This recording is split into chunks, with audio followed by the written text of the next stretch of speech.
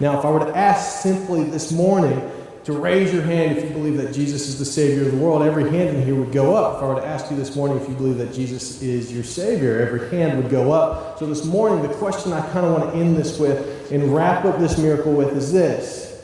A couple of questions. The first is this. Do you believe Jesus owes you something? Do you believe that because you come to church, because you tithe, because you give, because you do this, that Jesus owes you good health, that Jesus owes you happy life, that Jesus owes you financial security? Do you believe he owes you something? The man from Capernaum walks down and says, Jesus, heal my son. He had authority. He had power. He was working for the most powerful man in Galilee. And he tells Jesus what to do. Jesus didn't owe him anything. And we see even Jesus, out of his mercy and compassion, heals him, because he tells Jesus after he gets rebuked, you need to come and heal my son. And Jesus, out of his mercy and compassion, heals him. Do you believe that Jesus owes you something? Because I can guarantee you this morning, if you're sitting here believing that Jesus owes you anything at all, you don't realize who you're talking to, and you see him more as a teacher, more as a healer, and more as your personal buddy than as your Savior. He doesn't owe you anything. As a matter of fact, he's already given you everything. The next question goes along with this. Do you believe that God is here to make you happy? If you believe that God is somehow up in heaven worried about making sure you're happy, making sure that you're successful, making sure that everything in your life goes perfect, I can guarantee you this: you don't realize who you're talking to. You don't realize who you're dealing with. You don't realize what God has come here to do for you. He has come to save you.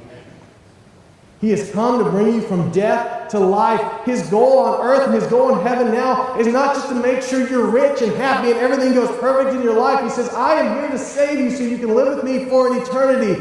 If you believe that God is here to make you happy, buddy, you don't understand who he is.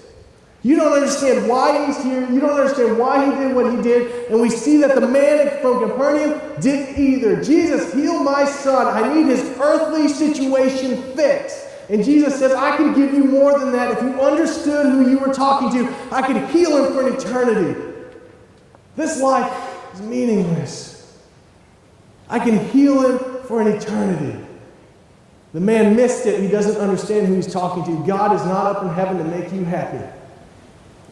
Jesus didn't come to earth to make you happy. He came to earth to save your soul. And that is so much better than you being happy now or having all the money now, I promise. If you believe that's all he's here to do, you've missed him. The final question I have is this: how often do you pray? Let me ask you this. Do you only pray when life's going bad? Do you only pray when you need something? Do you only pray when something's not going the way you hoped it would or expected it to, and you got to pray and ask God to get you out of this situation, or to fix whatever it is, or to heal you because you're sick, or to get this all figured out? How often do you pray? If you only pray when life is going bad, you don't know who you're talking to. Like we've said before, Jesus is not your personal healer. He's not your heavenly doctor. He's your Savior. We can pray. We have the opportunity to pray when life is going bad. We have the opportunity to pray when things aren't going the way they're supposed to, and that's an awesome, awesome gift that we have. But if that's the only time you pray, you've missed him. You've missed him.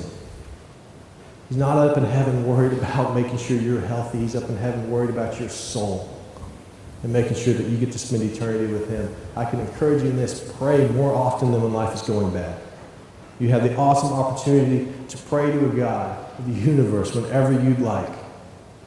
Don't just spend it when things are not going the way they're supposed to. Had the man from Capernaum realized who Jesus was, he would have come and begged Jesus for knowledge. He would have come and begged Jesus for salvation. He would have come and begged Jesus to illuminate the scriptures and tell him everything there is to know about life. But the only thing he saw him as was a healer. And then his brief encounter with Jesus, he missed it.